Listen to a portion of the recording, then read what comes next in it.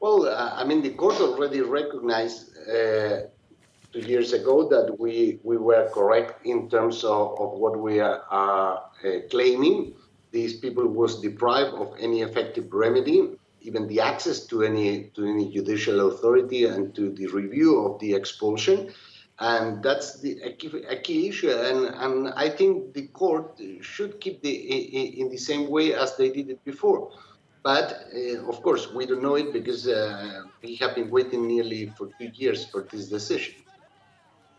I mean, part of this is that there's been a new government in Spain and therefore a new official position on migration. Who do you think should be held ultimately responsible for and accountable for the situation with these migrants? Europe. I mean, Spain was acting on behalf of Europe. I mean, fulfilling certain commitment between European countries. I mean, they are doing the dirty job. That's it. Just define a little bit more for me what you mean about Europe. Who do you hold responsible? Well, we think that the European governments that have been implementing this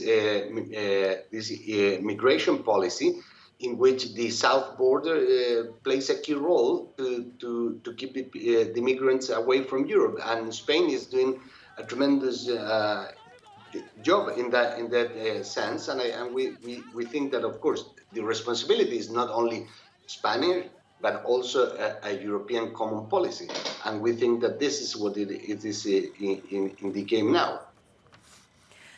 There are inevitably lots of questions about the human rights for the migrants involved in this case and many others.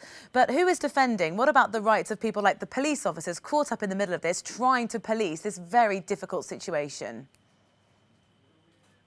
Well, the police officers should have acted according to the law, and the law was very clear. Everybody got the access to an effective remedy, and if they receive an instruction or an order that is illegal, they should not fulfill it. That's it.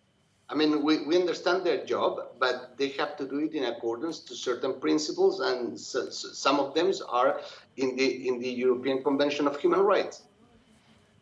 Thank you very much for talking to us and taking time out this morning. The lawyer who's brought the case against Spain to the European Court of Human Rights, Gonzalo Boye. Appreciate your time.